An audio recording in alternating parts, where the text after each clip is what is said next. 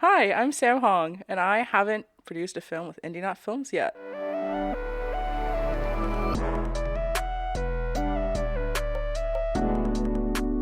Hey everyone, this is Haven't Made It Yet, an Indie Not podcast. I'm Yannick Ehret here with Hayden Garrett. Well, Hayden's not actually here right now. He's still sleeping. No, just kidding. He's at work. He's doing a longer project far away, and I'm recording these intros retroactively. He is, however, here for the actual interview. This time we interviewed Sam Hong, which turned out to be a historic episode for the show because Sam is going to be joining the podcast crew and is co-hosting some future episodes. So, this is one for the books. She'll be talking about her experience with management companies and agencies. She's a wealth of knowledge in that world. It's something we haven't really covered yet. So, yeah, excited for this one.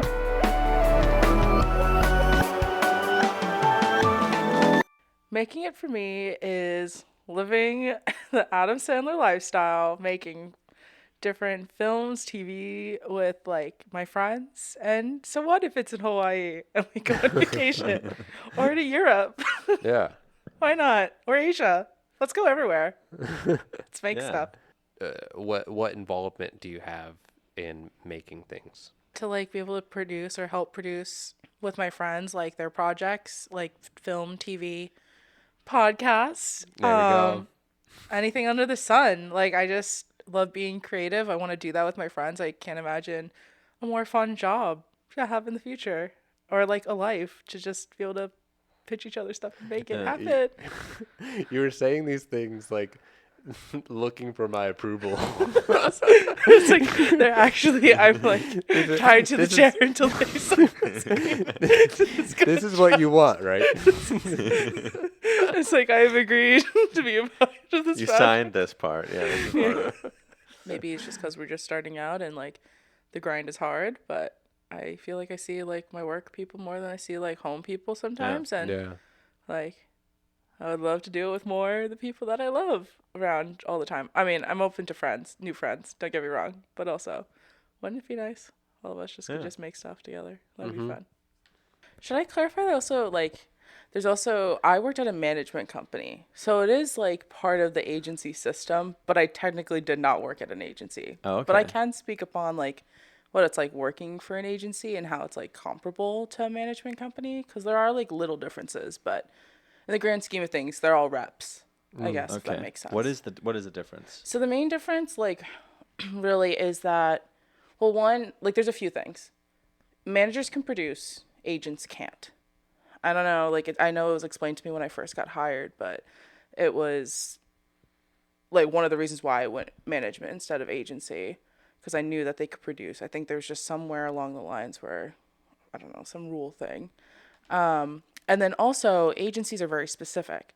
So it's generally broken down into like different departments, I guess. So now it's so evolving. There's like social media and like business, meaning like business development for like different talent attached to that agency. But mostly in terms of who I dealt with were like MP, which is motion picture, and then TV.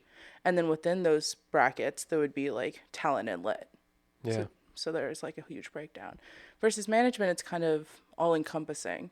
You generally have like a management team, and the management team deals with lit, talent, like, and it's a little bit more of an emotional thing, I think. Like they're generally what I found to be like very voice of reason on your team as a rep. Like voice of reason to like, the person they're repping. Yeah, exactly. Okay. Like they're kind of like, what did you feel about this conversation with the agents? And it's like guiding them into like giving them more emotionally driven advice, I feel like.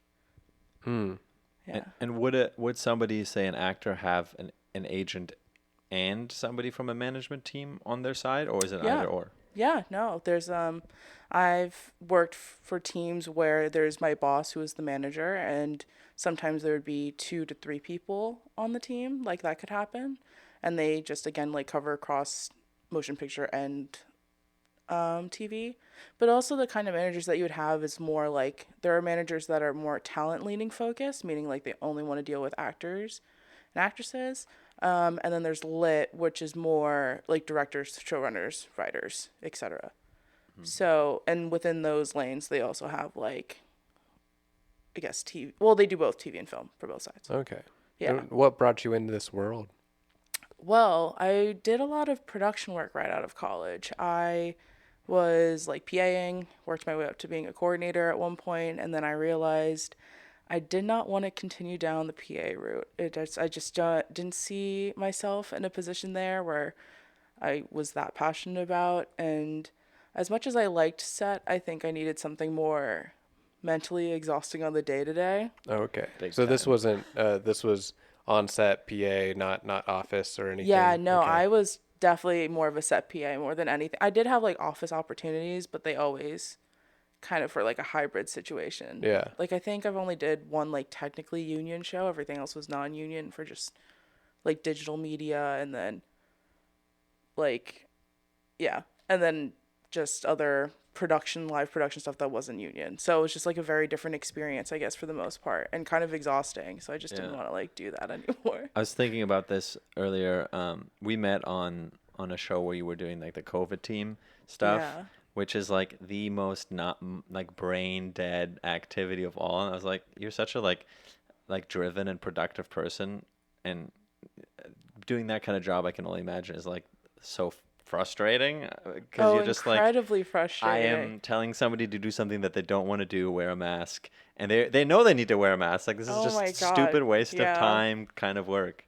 No, it like, because at the time I also had worked, like, it was sometimes frustrating because I'd see PAs on the show and like, I just even talking to them about careers, like, it just was like frustrating and kind of sucky because like literally everyone hates you on set. Yeah. Quite literally everyone. It doesn't matter how like nice they might be at one moment, like they will yell at you at one point. And it's like, I've worked so like to a certain point in the industry, and it's like people that are like super green, because I think where I'm frustrated is that they never really did that balance check, I guess. Like there'd be times where they would promote people from COVID to like being a PA, but like how they determined that, I was just beyond me, like how they did that. I think I PA'd once. It's just frustrating because I just obviously felt like I was not at the place that I wanted to be in my career at that time. And I knew that also while I was doing that, I also was production coordinating for like an internet like BuzzFeed type like production company. And so like that was also frustrating too, because in the daytime I was like production coordinating, and then like sometimes you have night shoots, or like it's other times of the week you're like quite literally at the lowest of the low being a COVID monitor. But So, weren't you COVID monitoring full time as well? Were you just doing both? yeah, I was full-time just doing jobs? both. That's crazy. Yeah, I was just doing both. There was one time where we had night shoots, and I would do the night shoot, and then I would take like a 5-hour energy or nap in the car, and then I would daytime coordinate, and then I would Oh maybe my take a nap gosh. and then come back. I only did it once, but I would like that was awful, and I don't know why I did that, but I wanted to because I just I just felt like at the time I didn't just want to be COVID monitoring. I wanted to be doing something else that made me feel good about myself, and so like having that title for like whatever that kind of production company was, it was definitely worth it in the end. And also was working with people I knew, which I liked too. Yeah. And what brought you into like the next step of working with you said management? Oh yeah, so what happened was that I had a friend that was working at this management company, and I was looking at jobs like every day, right? Because I was just like, I can't continue this anymore. And so she was posting about her desk being open. So I reached out to her, and she like pushed my resume along to like their HR person. And like it was originally to be, again, for her desk. I didn't get it. Someone else had gotten it. And then they were like, okay, well, how about this manager? Would you be able to work for this guy? And I was like, what? Like, I need to put in my 2 weeks. And they're like, no, that's too slow. Like, we are going to fill that position. I said, okay. And then they're like, do you want to go to the mailroom? Like, obviously it's not a desk, but like we have a job here, and like if you want it, you can have it. And that interview was like wild. And obviously I took it. But it was like a 10-minute phone call while I was on set, and like it was just rapid fire. And then yeah, so then I started working at the management company because I just couldn't deal with production at the moment anymore. What were they asking you? Just the standard questions, or? Actually, now that I remember, it was 2 interviews because they're so hectic. I just melted in my brain. Like the first one was, yeah, it was just kind of like, that was the conversation where they were like, sorry, that desk that you originally applied for does not exist. Would you want the second one? And during that, it was just kind of like basics stuff, like what was I doing? Like what was my job history? Why did I want to come to a management company? Kind of things like that, especially because my resume at the time really read production. Like that's all I did. So yeah, and then the second time it was a 10-minute Zoom at the second job that I had, the production coordinator. I did it during that job. And then yeah, it was like a 10-minute Zoom about her talking about her vacation for 90% of it. And then 10% of it being like, I feel like that's how you know it's going well. yeah. Yeah. And the last 10% was just like, okay, reiterating, you want this job, like you would be good, you would be interested in this path, like go one more time over your like history. All right, we're good. Okay, see you in 2 weeks. So you got into the mail room. Yeah, so I go into the mail And room. explain what the Yeah, mail what is room the is mail room? for listeners. So the mail room is, they have one in like all agencies, all management companies, I feel like. I don't think I've heard of a company that does representation that doesn't have one. But basically you're like the support staff for the support staff. So there's like the managers and the partners and whatever, the agents, and then there's like the assistants, who I'd say are like the big support staff, right, for those people. And then beneath them is the mail room, which helps the assistants. So the mail room, quite literally, you deliver mail. That is like the first and foremost. I don't know what that's like in an agency. I think it's a little bit more like here's handling the letter over, here's your mail to each person's like desk and stuff. I think that's kind of like a thing there, but I'm not sure. At least for the management, yeah, we did that, but we also was like just sifting through fan mail. That's what the mail was. Man. It's just a lot of fan mail. Oh, great. Yeah, and like at the time, it's also evolved since I've been there. So my responsibilities were to cover like our reception area and our mail room. So our mail room also so the reception area, I guess, is like the main check-in area, like giving people validation, parking, whatever, and then they would have like your office list to-dos. And then in the mail room, more tasks include like any tasks that are coming from the assistants. So like the assistants, I guess, hypothetically don't have time to do these side projects that their boss might ask. So one of that is like script coverage. That is a huge part of being in the mailroom. So it's basically you're funneled all the scripts that like they don't, like this is how I feel. They don't want to read or don't have time to read, and they just need it to be quickly read and given back, like the synopsis and such. And so the mailroom does it because they're not technically on a desk at the moment. So it's like in between like giving the mail and stuff, there's like a lot of other time to account for. So this is what you'd be doing. So how many scripts would you be reading in that given time? Well, okay, so what's interesting, I guess, is because I was in the mailroom during COVID. Oh, okay. So I was like in COVID, coming out of COVID. And I guess in my experience, I know the general length of someone being in the mailroom before being promoted to an assistant or some sort of assistant position was like, the estimated was like the average is like 4. I was in there for like 2 months. But again, I think that's just because of like the circumstance that was COVID. So I mean, pros and cons. Pros and cons, for sure. So, but like in terms of going back to like script coverage and how much I would do, I would say like the most I had was maybe like 3 at a time for a week, like during the week. Okay. It wasn't crazy or anything. I mean, I guess like, well, the general rule is when you have a book assigned to you, that's like you get 2 weeks to cover the book. Oh my gosh. It takes me months to read one book. Yeah, no, you definitely and I'm skimming. It's like you learn how to read. That's like a huge thing. You really do learn how to read because you got to read it fast. A script, it's due in a week. Like the coverage and everything is due in a week, which I feel like, depending on the mailroom system you have, is like, I don't think that's necessarily crazy. I don't know.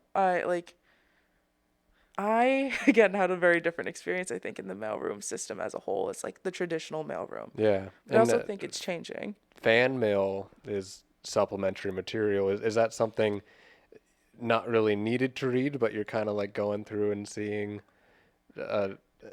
Did you read any interesting fan mail? People are crazy. Yeah. There's a lot. Okay, well, there's a lot of graduation invites, wedding invites, like there's all like, right into the trash. And these are Yeah, sending to yeah. actresses. Yeah, like Okay. it's like insane. And like there are people that are like in prison or overseas that are like, Oh please my help God. me and or my family. Like they send in their passports to these people, and it's Their just their passports? passports and like Wow. their families like I literally actively have seen a random strangers like whole family, like immediate families passports, because they just like Wow. photocopied and sent it to this like celebrity thinking that they'd read it.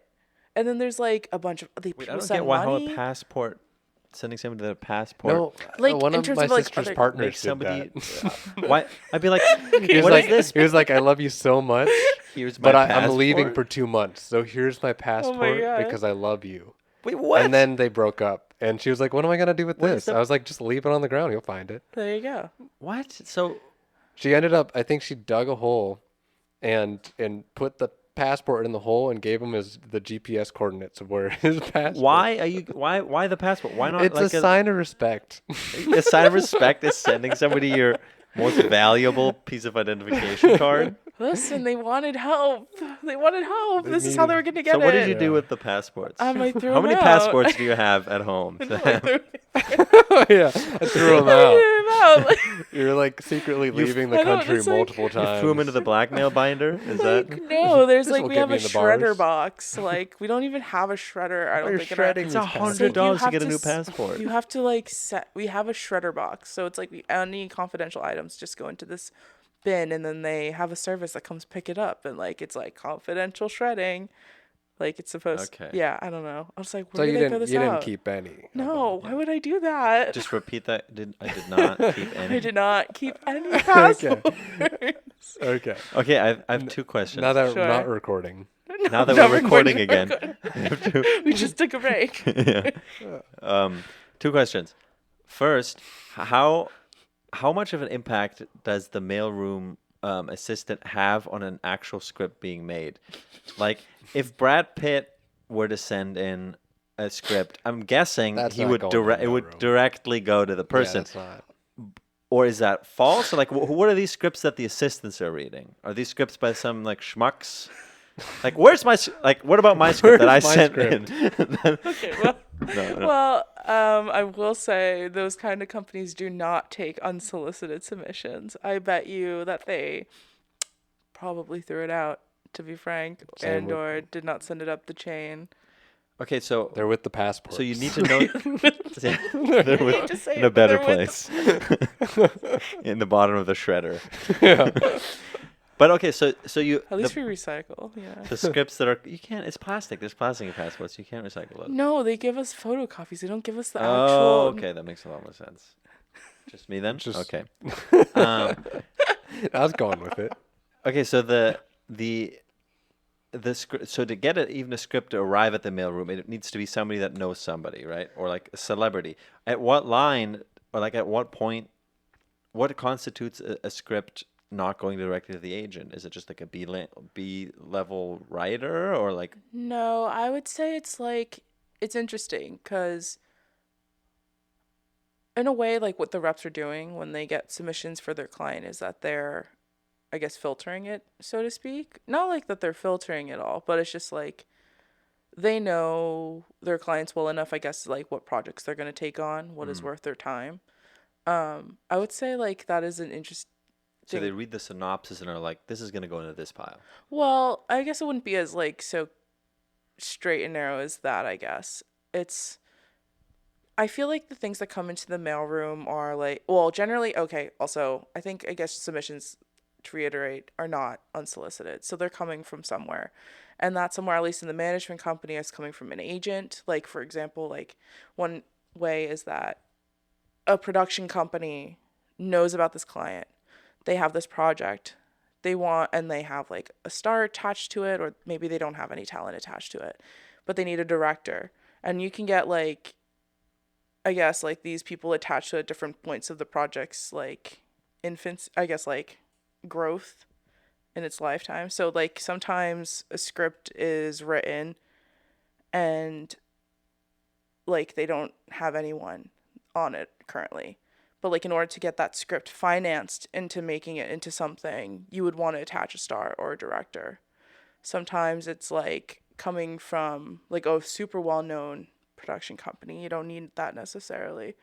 So that just comes in and like people try to like pitch themselves and like, or have that script pitched to them, I guess. Like that script is like been taken through journeys before reaching to these doors, I guess. Okay. So it's already done a few passes through people to then get into the mailroom. Sometimes. Yeah, sometimes. And then it's also like, you know, I think it's more like So my script is in someone else's shredder, not yeah, potentially. Really, well, you it's want to also get like the best shredder you can. That's really well, I don't know. how I this feel like works. it's complicated because I feel like that's one route, right? Yeah. And like it's I think also narrows down to like where do you find talent? Like for them, they're also scouting for talent all the time.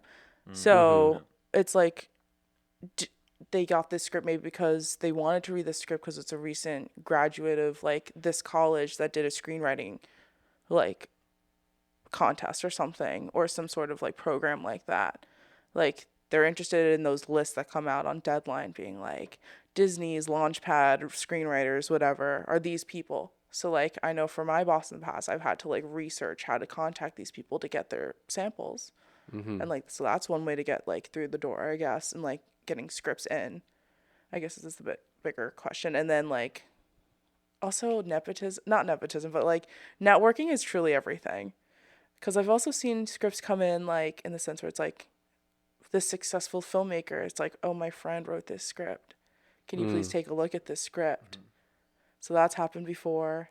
Or, like, even, like, there's just, like, bunch of different, like, pockets of, like, ways that a script can enter through the door. So it's not just, I guess, like, multiple iterations. It could just simply be, like, you did this program, you went to this school. Like, it doesn't matter, but it's like they do look at those big schools and like if they have showcases and or like I guess showcase is the best way to put it, like even virtually being like here are their top 10 scripts from this class or whatever. Yeah. And that like big list of unmade or unsold scripts. So there's like a The couple of the blacklist. blacklist. Yeah. I don't think I explained that very well, but like I guess the point is that there's several ways to get a script in the door, and like everything's connected, I guess, and that's why I liked working at the management company for as long as I did. And what are you doing right now? So right now I moved over to being a different assistant, but now I'm at an independent TV and film studio. Explain a little bit what that is. So like I guess like how like Netflix is a studio, and who else is this is embarrassing. I'm not gonna Paramount. I don't know. Like those are studios. Yeah. They like this is technically a studio as well, but it's just on a smaller scale. Yeah. Oh, I thought you meant us. This. Oh. Yeah, exactly. You meant us, right? Yeah. Well, I'm Don't laugh. Yeah. No, I'm not laughing. I'm very impressed by the setup. When you came in, you I said said- this no, I looked was like a studio. I did. Like a real studio. Okay. Well, I mean, I do. I mean it. I mean it for sure. Did you just mute me? Just gonna 1 second. Yeah. Okay. Yannick's out of here now. Now let's get to business. Yeah, for sure. Yeah, I don't know how else to explain. It's just we have like overall deals with different production companies. Yeah. I feel like I'm still learning a lot too because it's only my second week.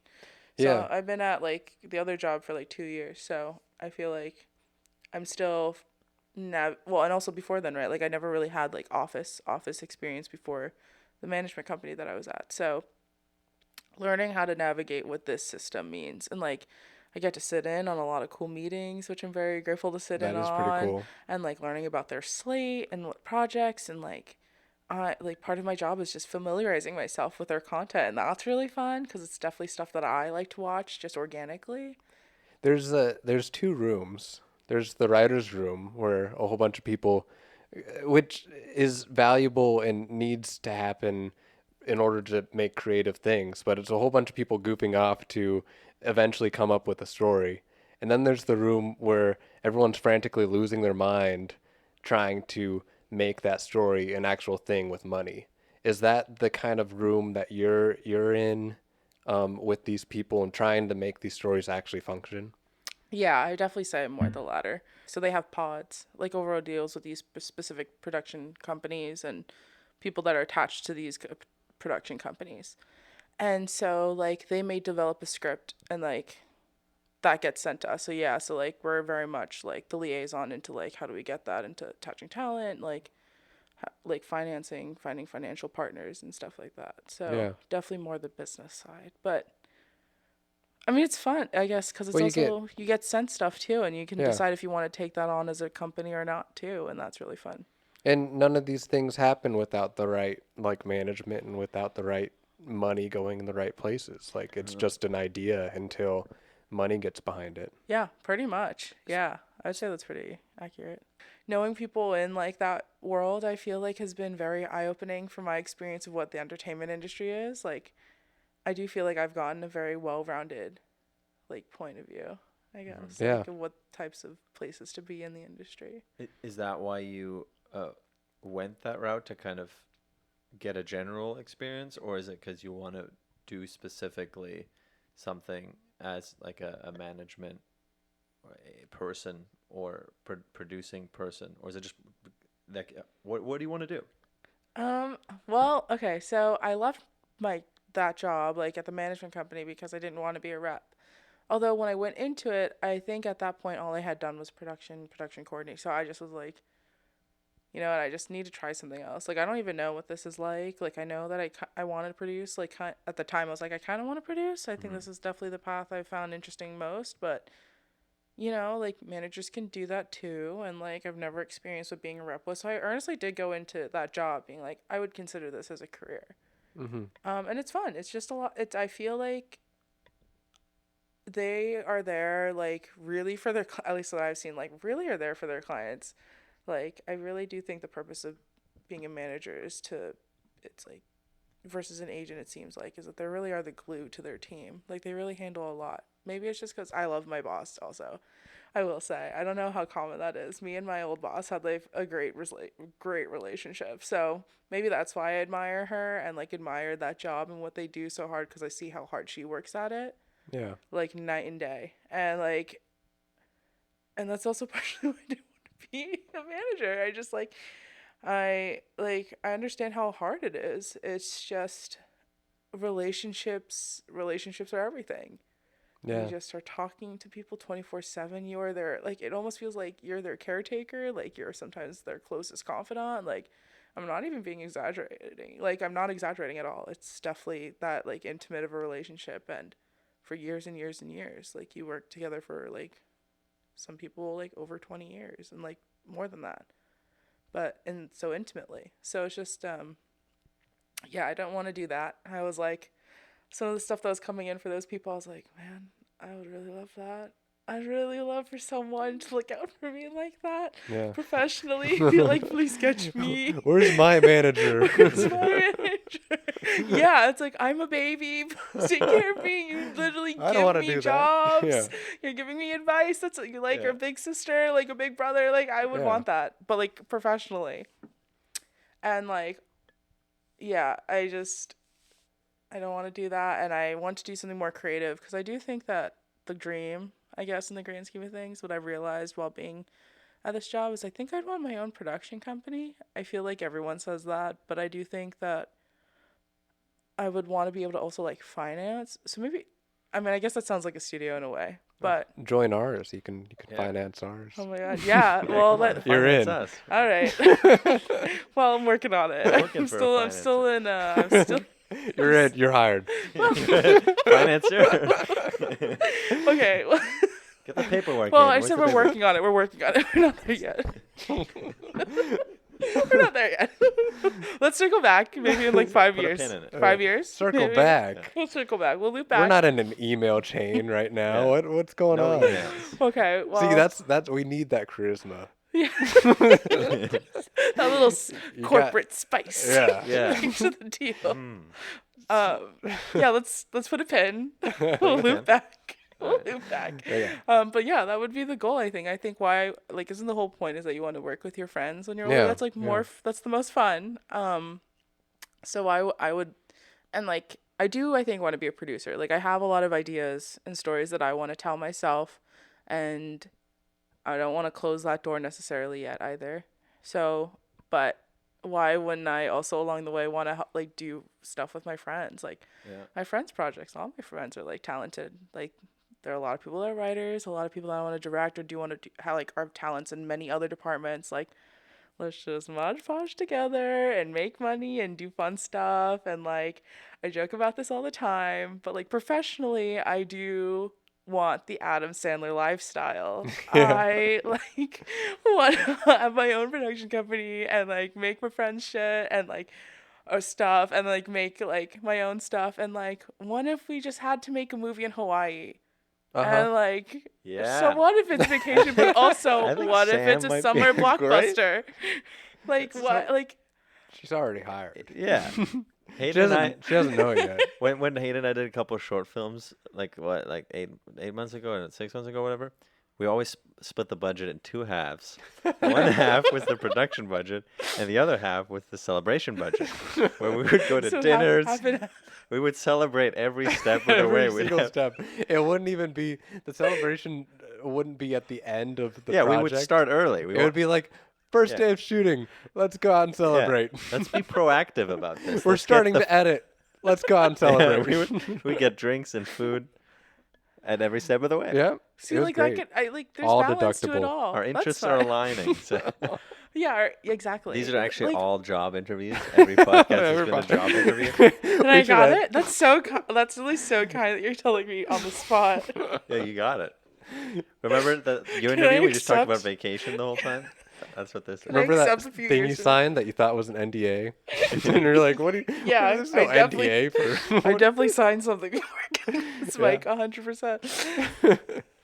I want to know your relationship with film. What kind of brought you in this world? Why are you here? Well, I guess my first love was actually theater. Okay. Growing up, it's like, I guess it's odd. I knew that I was going to work in entertainment for like a really, really young age. My dad, worked in the entertainment industry, but I honestly can't even pinpoint exactly what were the jobs. Like I know he worked at Paramount for a little bit, or he told me he worked for some department for that show, Seventh Heaven. Yeah. Really, I think it was a 90s show, 90s-ish I think I've show. heard of it. Yeah, and he told me some other jobs too, but now he works, he had his own company, which mostly focused on distribution and acquisition. So I kind of always grew up around the industry, and he in particular, along with my mom, just really loved pop culture. I feel in the car, I'm listening to the soundtrack for Les Miserables and Chicago and all these other Broadway shows, and so I just always loved that. My mom played Britney Spears all the time. Nice. And Backstreet Boys and NSYNC, so I loved that. So all of it swirled growing up, and then I grew up in New Jersey, so I went to New York a lot, and my dad would make a point to take me and my sister to see different shows, Beauty and the Beast, the kiddie stuff, and then eventually as I got older, that stuff. Kiddie stuff. Okay, sorry. It is really, actually it still hits. You're right. You're right. All those shows still do hit. The Lion King Yannick is knows. beautiful. Yannick, when I was in Austria with all of Yannick's German friends last year. German friends being his parent German friends. They were all 60 plus years old or whatever, and I just really needed to sing Disney music, did Broadway / Disney, and it just so I think it and was, it went over well. Well, it was 1 a.m. and I was in the shower singing to the top of my lungs, and Yannick was knocking. He was like, "I don't want I'm trying to impress these people. I just know Germans, and they're not down. They're not down. They got to get with it." Sing. It was also because I'm pretty sure somebody had brought it up that they heard somebody sing and didn't it was was it good? Yeah, they were saying someone was singing very magnificently. I think they were working at a management company, and they were we gotta get this. No, yeah. They're you gotta sign this kid. Yeah, no, it was terrible, and it was 10:30. Oh no, I definitely sang at 11:30. Yeah, that sounds no, but it hits. But distinct memory of the clock. Yeah, I was watching making the clock sure. too. How long can you be in? Yeah, Voice but of an angel. But yeah. So I really loved musicals growing up. Like my parents just like took me to see stuff all the time, and I loved it. I wanted to be a part of it. I never felt anything like as impactful at the time. Like I'm just like, man, I really want to be up there. Like I don't want to be sitting here in this life. I want to be up there. They look like they're having so much fun. How do I do that? And so I did like theater growing up. I like my dad also growing, then my parents got divorced like later in life, but like, you know, single dad, like what are you gonna do with your two kids, like two daughters? yeah. It's like we're gonna go to the movies. Mm-hmm. So we went to see a lot of movies a lot of the time growing up too, and talking about it. My dad and like us, like that's definitely how we bonded, like is that we all just would like talk about the different things we saw and like what we liked about it, what we didn't like about it. Like everything was very like, let's have an opinion. So that I felt like helped. What I found like helped because it's like the more I talked about this kind of stuff, the more people I found that also loved it and gravitated towards it, and helped me love it even more as I got older. And then like finally when I went to college, I was like, well, the theater thing I think is like, I kind of like left that off to the side a little bit more as I got older, and I focused it more to being like more communications as a whole. And then I went to school at Ithaca College, and I majored in television and radio because at that time I really loved like the idea of television more so than film actually. Yeah.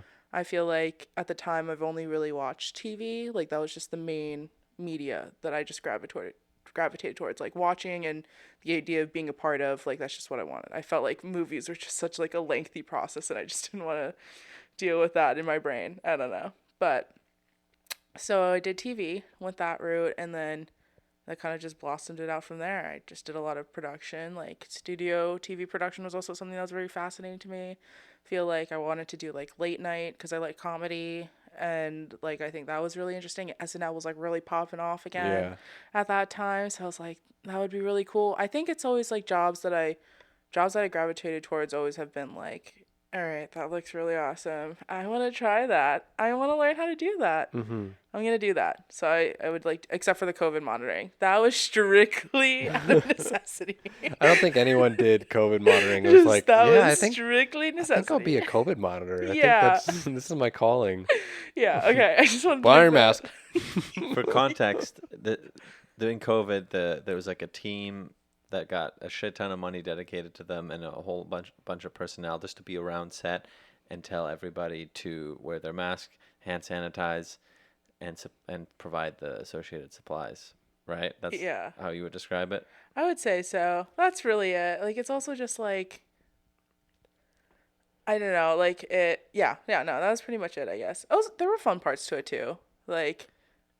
For sure. I feel like it's like a good opportunity to socialize because it like everybody kind of knew that it was like kind of a BS job a little bit. Yeah. So like, you know, there was a lot of leeway for people chatting. There was.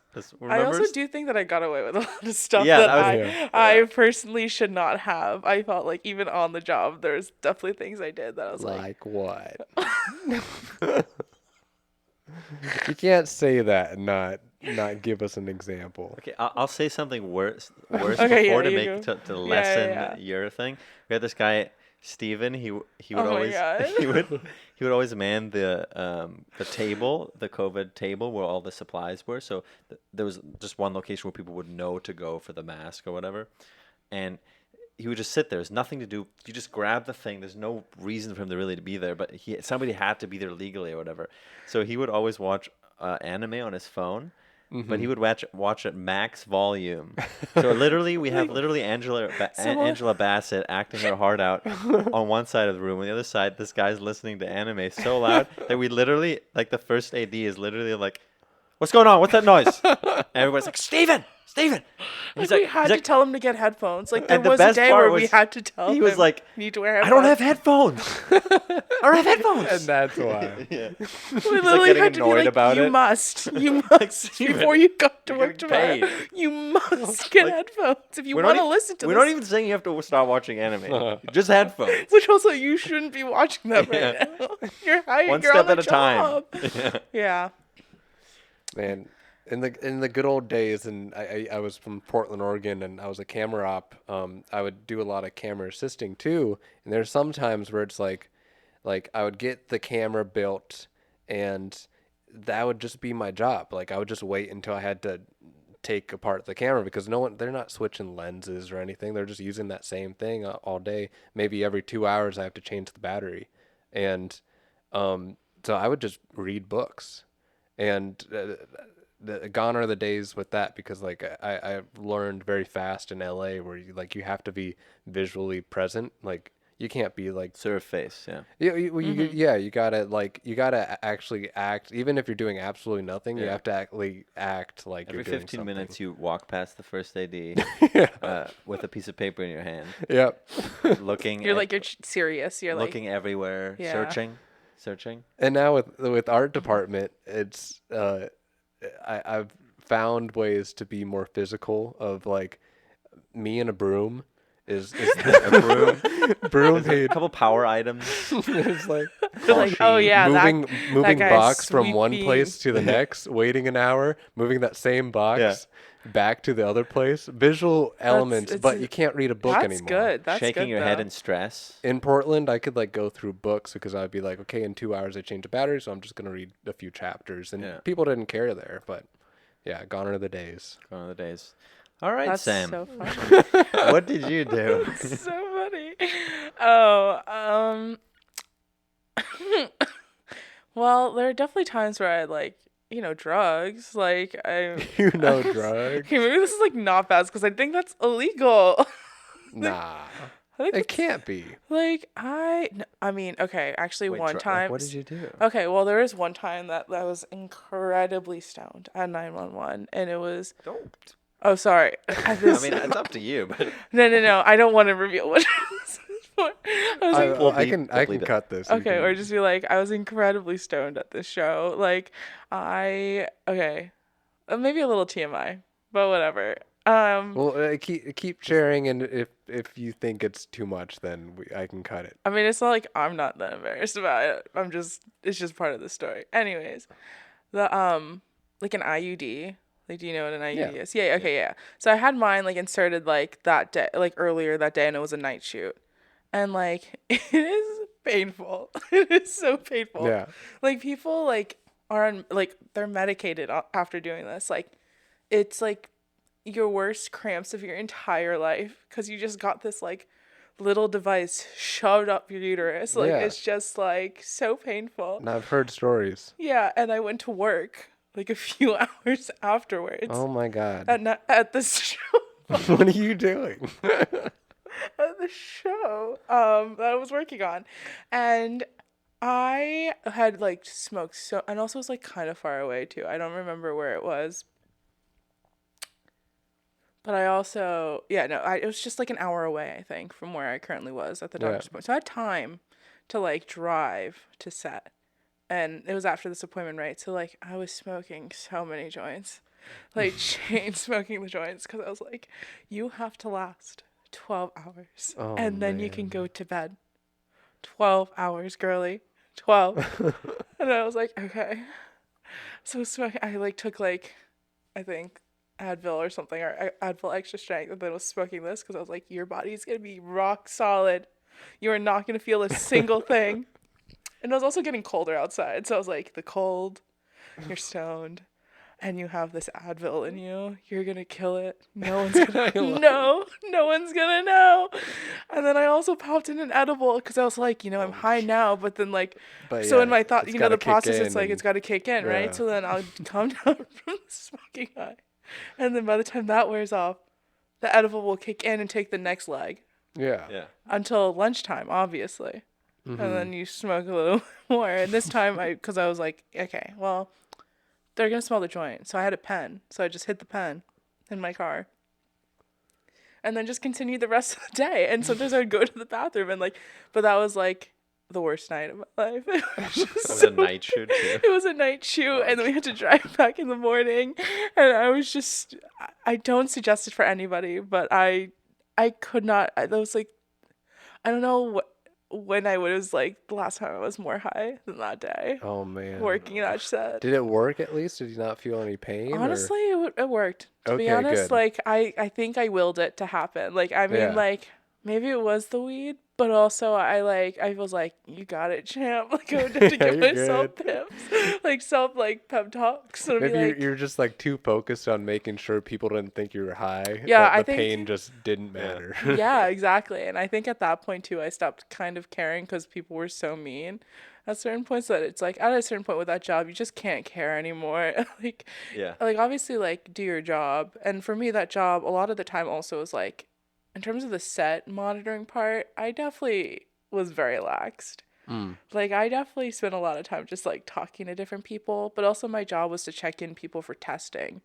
And like I felt like that was my predominant job, and so I met a lot of people just because I had to know their names and then I'd recognize their faces.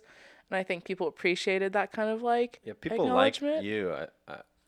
I remember people like the general crew, the Grips. Let's not beat around the bush here. The Grips, who I hated a lot of the other Yeah. people, Yeah. That's so did kind. like you. Really? That's so I had no idea. That's so Well, kind. they're not gonna, let No. it be known, but No, for sure. Yeah, and I felt it for sure. But like, that's good to know after the fact, because I felt like, in the mornings you'd be like, hey, I know you. I'll mark you off. Go right in. Like, that was kind of the vibe. And so I felt like I made friends easily because of that. So like at night when they had like assigned the rest of the crew to like be like these specific monitors at certain points, I feel like they were a lot more laxed with me because they're like, well, she did her job for the day. Yeah.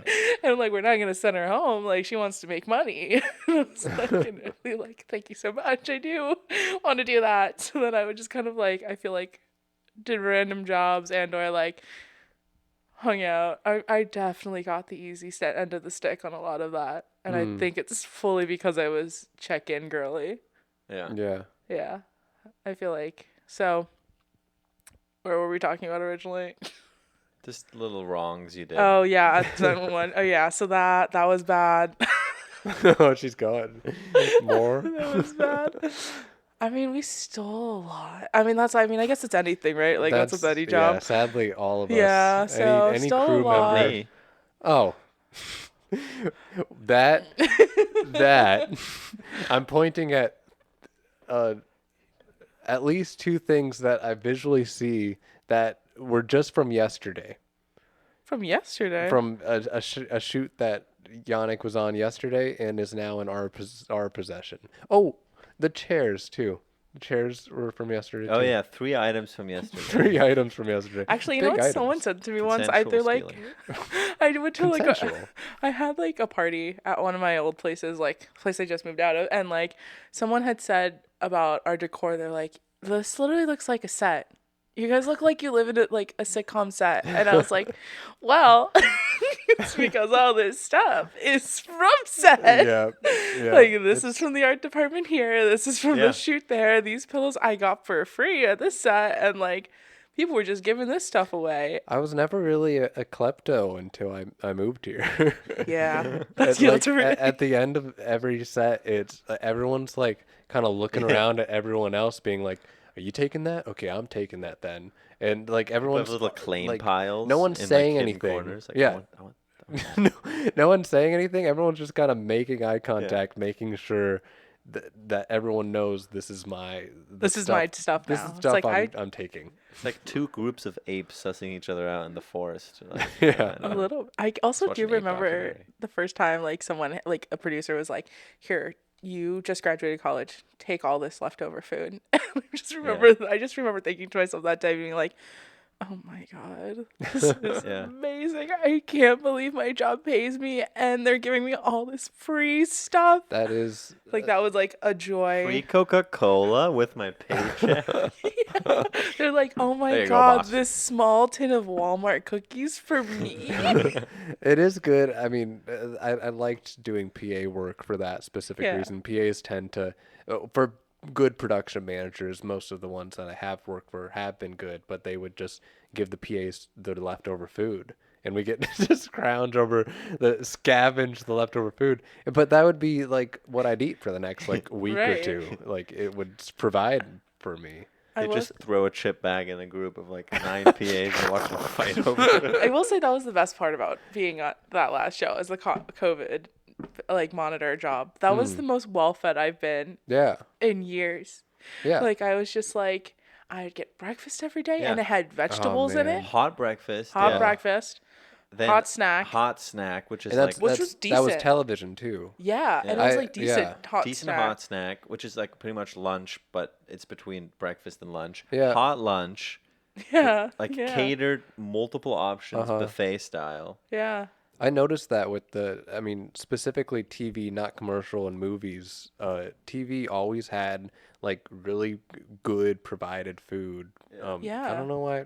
And they would follow us, like this catering company. They just Yeah. had it consistently, so then you would know the people also making your food. Yeah. Which was really lovely. Turkish coffee because our caterer was Turkish. You just serve up What? Turkish coffee. all I the didn't time. know about that. Oh no, wait, that was a different show.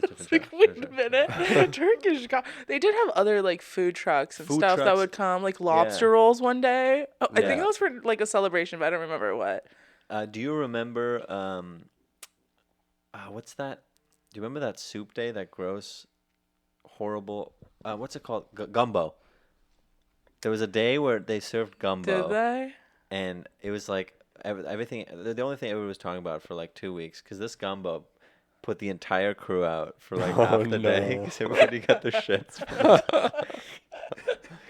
And I don't think it was a rough okay, day. you know what? Like, I think I generally like a gumbo, but I can't foresee myself like at that line, like lining up, looking at the soup options, being like, yeah, I'm gonna get the gumbo Yeah, today. no. Like, That was the only after, option. The hot snack was just gumbo. So yeah, I definitely think I probably didn't do that. I don't think that day. I just can't foresee myself doing that. yeah. I was definitely more like a, give me a Gatorade, please. Yes, please. Well, lucky you. You're working with A-list actors. Does that kind of give a little bit more pressure into your work, or have you felt? I mean, you've only worked there for a couple weeks, so you're still kind of navigating the whole world there. Well, I guess it's like, well, I worked with these people in the management company. Oh, the last one. Yeah. Oh, So I okay. worked there for like 2 years in like different positions. So a mailroom, I did the mailroom, and then I was on a double talent desk.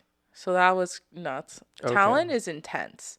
Like catering to actors and actresses, like it's very cool because it's like all the glitzy, glamorous stuff of like what you think like how much free stuff they get, like the events that they're going to, the things they're invited to, like the stuff that's being submitted for them because they want them in like these movies and TV shows. And like learning about like the contracts behind it is wild. And like some of these big people, like I didn't do it because like I did more, well, on the talent desk I did some stuff, but I wouldn't say they're like it was a lot more TV stars rather than like the big movie stars. But my friends, like, it's a small company, so like I knew what my friends were doing. We all kind of were like doing the same thing, just on different scales almost.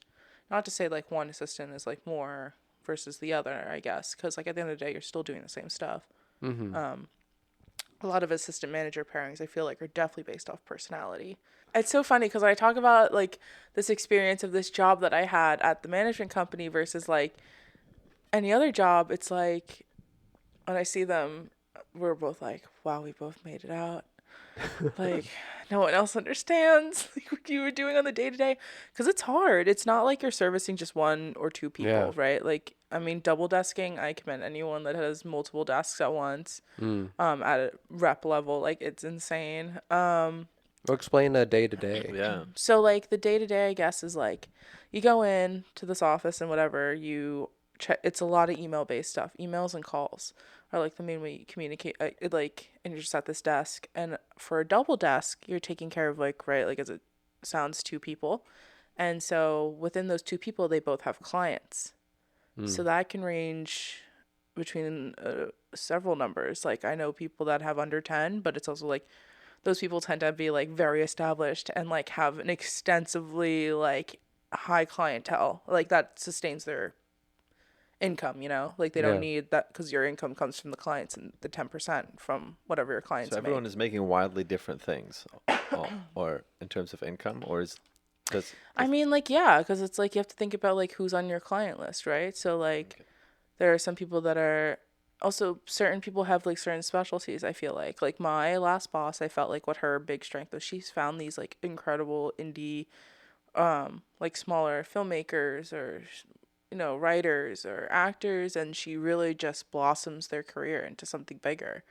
Like that's just her, I think, her talent, her knack. She's able to just grow careers like crazy, and I commend her for it. But there are also a lot of people that like already just have the big names, right? Just are like they've like one way to get onto a team is like when you first start out is you get promoted, right, to like being a coordinator and then eventually to a junior manager. And so a one manager could have this client that they're partially developing. Like they have this big established roster, but they want to bring one new. They found like this really talented.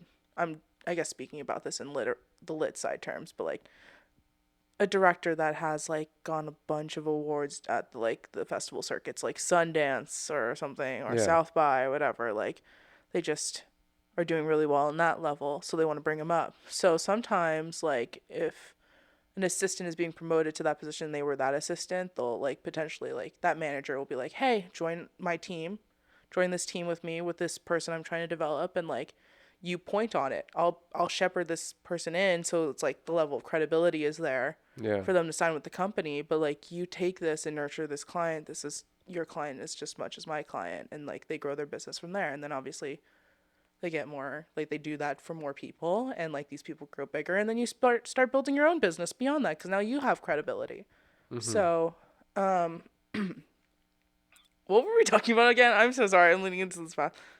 Just the work culture and Oh yeah, day-to-day. I don't know how we got there. That was a wild tangent. I literally don't remember how we got there, but yeah, so like anyways, you're working with this roster of people, so you have two sets of like people. Oh yeah, this is how we got there, because I was explaining it's different amount of people per roster.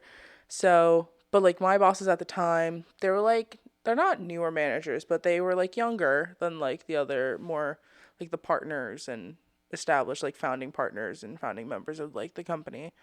And so they had like around like I would say like 25 people each. I would say roughly around there. Like, I feel like there are people that I've known that are, like I said, under 10 go up to as much as, like, 30 clients. So it's, like, on the day-to-day for Double Desk, it's, like, you have to take care of, like, these two people and make sure that they go to their meetings on time, setting these meetings, doing all these things, talking to these people that they are asking, managing their phone sheet, and rolling calls with them. But then also on top of doing that, you have to make sure that you're doing the tasks for those 25 other people per. Wow. So it's like, I mean, not at the same time, right? That sounds like insane, but like Still, that's crazy. but you're still like, yeah, exactly. Like I can't imagine. I mean, like what they're doing, I guess, is handling those 25 people, like on the upfront. And so you're the support for that. So you're like, well, meetings that need to be set on their behalf, like you're dealing with that on top of the other stuff that you're dealing for both managers. And you have to do that on both ends. So it's insane. And then it's like, well, so I hopped off of that. So did the Double Desk, hopped away for a little bit. I took a break from the company for like a month just for like health reasons, medical reasons. And then I re-hopped back in and I went to the desk that I just left, and it just ended up working out. It was one person. It was for, instead of two double talent desk, it was just one literary desk. And she kind of did like both. So she had like 20% talent, 80% lit. So I got a little bit of both still, which also I think made me feel like I was ahead of the curve because I had done it so like intensely for two people. Now I was doing it for one person, and now significantly less, because I would say the lit side is way chiller.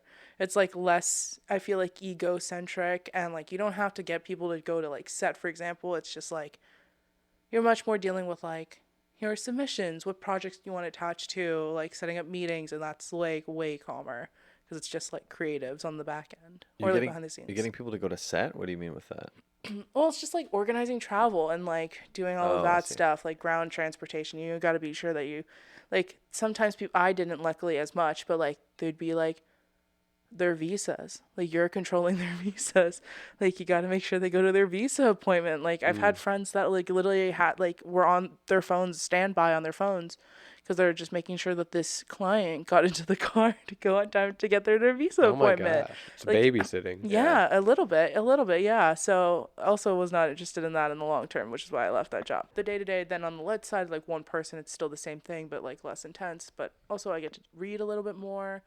And also it depends on your relationship with your boss. Like, I feel like as any assistant, I think maybe I was just lucky because my boss was so receptive to also wanting to connect with me, which I'm grateful for. But I like could not emphasize more how important it is. Like, yeah, the work's important, but also like really trying to just to get to know people as much as you possibly can, which I know is a scary thing, and I'm having trouble doing that like at this new job that I am, because I've been on the other side for so long. But it's like I cannot emphasize enough just making the connections that you can at the current job that you're at. Like, it really is like makes everything so much easier, and it also is like I feel like is so useful and like in life, like knowing people or things, just like acknowledging it, I guess, or acknowledging them, because they'll remember.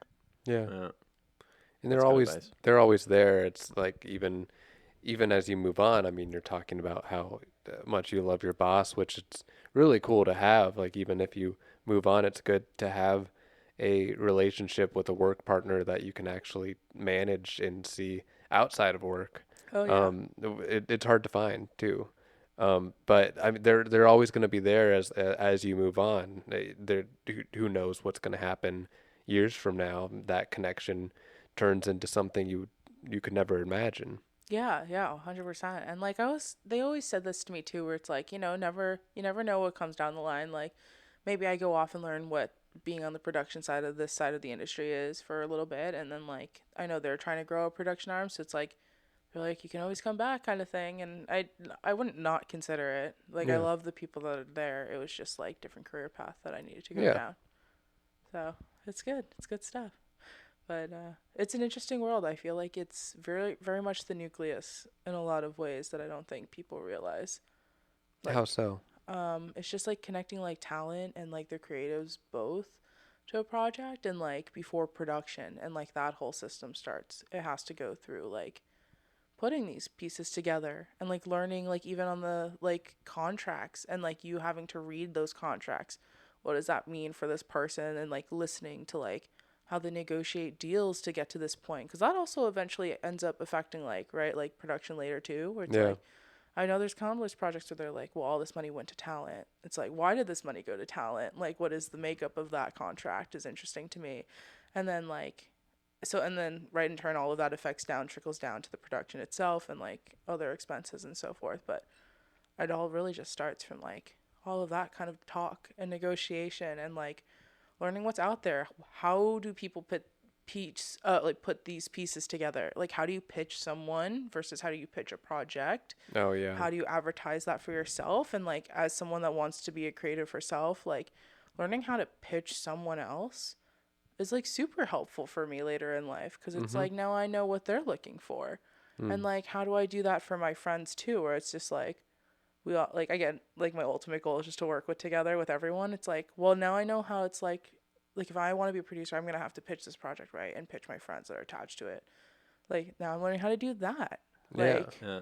I think it's just so helpful. Like, I think, yeah, so that's why I think I ultimately came over to the management side too. It's just like, I realized that I think it's super important to know everything about the process of like the business. I think that like having my dad also like teach me about like acquisitions in that end, back end, because like I just came fresh out of college, and like he let me come along to like his trips with him to like different festivals and markets, and like what that meant and like what he was doing with his company. And it's like at the time it's like I just knew how to do production, make stuff, but like what do you do after that? Like, I don't think schools really emphasize that at all.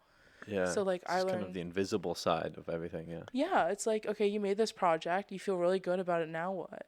So it's like, yeah, like exactly, like No, yeah, we're Don't look at me. Eh? we're figuring that out. yeah, it's like, what do you do from there? And so like I felt like I learned a lot from my dad in that way, where it's like learning more about the festival markets, what that means, how do you sell your project, what that like now, and also now on the rep side, it's like So beyond that, I learned from the buyer side, right? Now on the rep side, I'm learning about like, well, okay, these projects need to be sold. Like who goes through that? A lot of people have sales agents at festivals. They go out and meet people like my dad. So like all of it is like connected, I guess.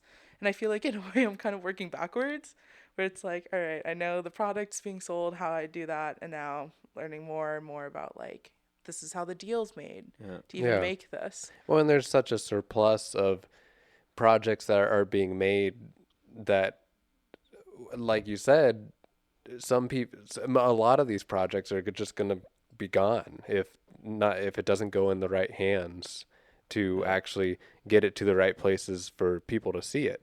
Yeah, and even then it's so fascinating because you could also watch like it could be financed. It could have a project be financed, have a star attached to it, filmed. Like even like for TV, I guess for example, like a pilot could be filmed and like just for whatever reason it doesn't sell Yeah. beyond that, or like the network is not happy with what they like paid for, and it's just like goes away. I find that so crazy, especially Yeah. with television, of like just pilots that are never even made, or stuff that actually does make it on streaming services, gets a whole season and n- canceled like 2 days after the season's dropped. And it's like Yeah. some of my best shows. I mean, The Office is a great example of like it only really was good, and for me personally, around season like start of season 3 was when like The Office hit me and was like, oh my god, this is an amazing show.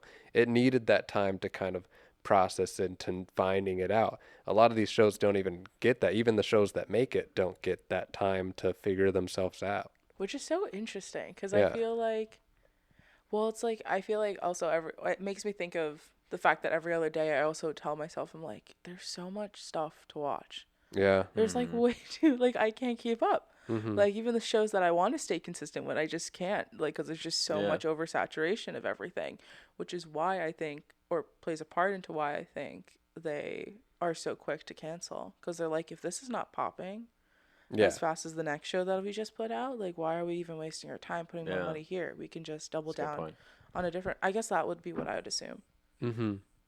but I think it's so fast. I think it's just interesting. I love being a part of it. Like I just can't imagine not working in this industry because Yeah. even just but also in these jobs that I've done, I also feel like when people say like in order to be here, you have to love it. Because I've never been in more jobs that just really demoralize you as a human being. It's just entertainment. They really knock you down to be like, do you love it yet? Yeah, you No. love it. You love it. I mean, I've heard the best way I've heard it was actually from one of my PAs on a gig that I did. Is like you kind of have to be a crazy person. Like she told me that, and I was like, oh yeah, I am kind of a crazy person, am I?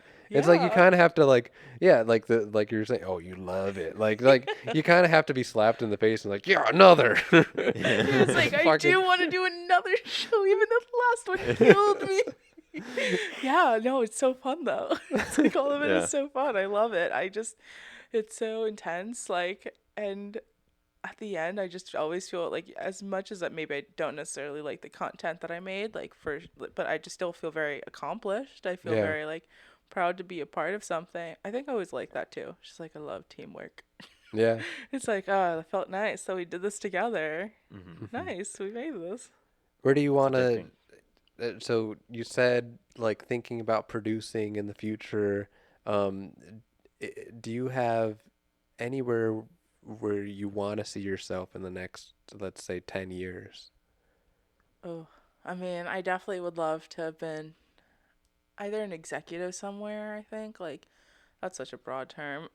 Like right now, because I'm an assistant, right, for these people and at this independent studio, I would hope that I'd be like at least a manager or like a director of something up the line and like maybe this place, maybe somewhere else. I guess my main objective, I don't really have like a timeline. I feel like I also have this like gut feeling where it's like everything will work out. So I'm not in a major like rush. Yeah. Like I don't know. That's like maybe it's like a little crazy in me where I'm like telling myself it's like I never had a doubt that this was not going to be the career or that I wouldn't make money off of this or a living, I guess. Like I knew I was always going to be here. It's just like a matter of time of like how long is it going to take? I'm not really in a rush. Everything so far seems pretty good and pays really well. So I guess that's what I'm hoping for, but also like who knows? Maybe I can make it big really quick and have my own production company sooner rather than later. Like that would be really awesome. Like just be doing that at like in my mid 30s. Like that's when we start doing that kind of stuff. But you know, or like that's I don't know. That was such a wishy-washy answer, but I just am not really in a rush, I guess. I don't think it has to be. You don't have to be in a rush. I mean, and that's kind of what we found. I found it out. We interviewed someone, a Greek background actor. I am plugging our own show. But Thanos was his name, and he had such an interesting, what do you call it? Perspective. Yeah, he had an interesting perspective on like, oh, I'm just gonna go with the flow and like just have a good time. As long as I'm having a good time doing what I love, and what he loves is background acting right now. And he's like, oh, I could do acting or I could not. We'll see. As long as he's doing what he's loving and loving it, then he's okay. And it's kind of similar to what you want. You want to just continue to do what you love. Yeah, 100%. I think it's just like, I don't know how I'm going to get there. Like, I think that, you know, there's still a lot of other creative outlets for me that I feel like I haven't justly explored yet in my career. So, or like, meaning that, like, I don't think I've given myself a serious shot at it either, I guess. And those are avenues I want to explore before I fully, like, nosedive and pigeonhole myself somewhere. But, I mean, I'm enjoying the ride that I'm going on, so might as well just keep it going in the meantime, so. Yeah. Who never knows? It sounds like you're in a very good place. Just, I love that you have that you just don't have stress about it. Because I stress a lot about it, and I wish I had that. I think that's very admirable. Thank you. You're just like, I mean, like, I don't think I realized have confidence that it's gonna happen. I don't think I realized that I have that too. Because don't get me wrong, like, I guess in the broad strokes of it all. Broad strokes, yeah, of course, everybody is. Stressful days at work. Yeah, it's like I am so not zen. I am not. Yeah, no, but just like as a broad attitude. Yeah. But kind of going off of that, the accompanying question is, time capsule podcast. We're recording a message for you in 10 years right now. We're recording a whole podcast for you in 10 years. Oh my god. That we're going to send to you, and you can listen to yourself from the past, but pointed message at you in the future in 10 years. This is your time. Wow. All right. Well, I hope that whatever you're doing right now, you're happy, that like it's worked out, like to some extent we've pushed along. But I also don't think you did. I feel like you, like. Hell yeah, this is a great telling yourself. Like, you did great. You didn't work that hard, did you? You could have done a lot better. I don't know. It's just like, I imagine that whatever you're doing, I'm sure you worked some plan, did something, not just stay. I can't imagine you being at the same position that you currently are at. Wait, well, how many years in the future is this? 10. Okay, yeah. Definitely, hopefully not doing that. I hope that, I don't know. Yeah, it just makes we feel good about it. I feel like no, it's just, you're gonna kill it. You're doing it. I'm sure you are. I just can't imagine anything else. Like, I really don't know what else to say. Is you go, girl. Killing it. Yes. And I'm so glad that she's working with us in IndieNot. Yeah. Celebrating. And now we're actually working together. Yeah, thank you for the Congratulations on 10 years with IndieNot. It's like, wow, look at our work anniversary. This exciting day. Well, I can't wait. I guess we're on our trip to Hawaii. You don't have to say that. Don't force it. We're on our way to Hawaii right now. That's when we're listening to this. Is when we're actually all on the flight to Hawaii. We actually can't even hear it because the beach is too loud. Yeah. Exactly. The beach is calling us. Exactly. We only actually have 4-hour work days. Oh. We only go for 4 hours. If we want to. Is this taking the If we pin want back to. out? Is this? Well, this is for 10 years from now. We're celebrating our 10-year anniversary. So Sam, do you have any final thoughts for the listeners? I'm so sorry. Oh my God. I'm so sorry. This is definitely not an accurate. Maybe another time. You can come find me. And I'll explain it to you when I'm less high. Explain what? Wait, what? Explain the whole That representation system. I think that was high in actually a life. great final thought. I can't. I'm too high. Okay, but I don't want to come across that way. Okay. Because I do have my shit together. No, like, generally. Yeah. Sam has her shit together. I'm I trying. think that's what we call the podcast. What do we call the episode? Have our shit together. She's Okay. trying. I do have a quick thing that I think would actually genuinely be really helpful, little advice tidbit. You mentioned that you kind of learned some ways how to pitch people and how to pitch projects. Mm-hmm. Do you have like really quick, just a quick summary of what you've learned there? As an overall, I would say, one, it's about the people that you meet. I feel like that really makes the experience there that you have at like this kind of company or job like that much more worthwhile and interesting. I think that in terms of like creatively learning about that and getting involved with that, like I said, like talent can be found anywhere, truly anywhere. And I've definitely learned that it's like through your friends, it's through those different like programs that all these festivals and or like companies do it, like apply for those things, especially the ones that are like low cost to enter and or like free to just apply. Like I know it might feel like a long shot, but you never know. People get picked up every other time, like every day. Like it happens. Like there's stuff happening year round. People look everywhere for people. Like even just like, yeah, like Vimeo, like stuff like that. Like if it's viral, people talk about it. Like there's real like value in that.